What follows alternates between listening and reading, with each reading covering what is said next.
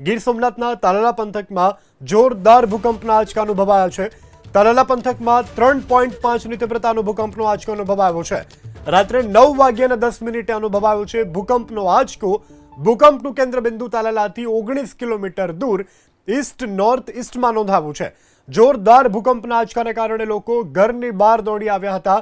જો કે કોઈ જાનહાનિના સમાચાર નથી પ્રાપ્ત થઈ રહ્યા। તો 9:10 ભૂકંપનો આંચકો અનુભવાયો હતો। રિક્ટર સ્કેલ પર ભૂકંપની તીવ્રતા 3.2 આપવામાં આવી છે। વધુ વિગત સાથે સંવાદદાતા દિલીપ મોરી ફોનલાઈનથી જોડાયા છે।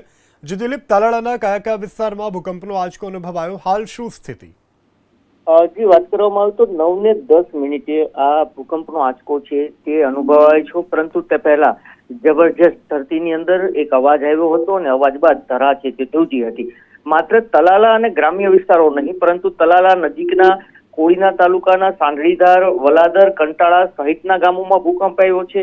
આ સિવાય સુત્રાપાડાના ખાંભા અને આસપાસના વિસ્તારોના ગામોમાં ભૂકંપ અનુભવાયો છે। તો વેરાવળના પણ અનેક ગામો છે અને આ માળિયા તાલુકાના પણ અનેક ગામો છે। મતલબ કે અનેકો કિલોમીટરની અંદર આ ભૂકંપ છે તે મોટી સંખ્યામાં જે ગામો છે, અલગ અલગ તાલુકાના, જુનાગઢનું માળિયા હોય કે ગીર પંથકનો અન્ય વિસ્તાર હોય, આ તમામ જગ્યા ઉપર જોરદાર ભૂકંપ અનુભવાયો છે, જેને લઈને તલાલા પંથકમાં લોકો છે તે ઘરની બહાર દોડી આવ્યા હતા। ભૂકંપની તીવ્રતા છે તે 3.5ની આંકવામાં આવી છે અને તલાલામાં ભૂતકાળમાં પણ અનેક ભૂકંપો આવતા રહે છે, પરંતુ આજે જ ભૂકંપ આવ્યો છે તેનો વિસ્તાર ખૂબ વધુ લંબાઈમાં હતો। જી દિલીપ, સમગ્ર જાણકારી બદલ આભાર।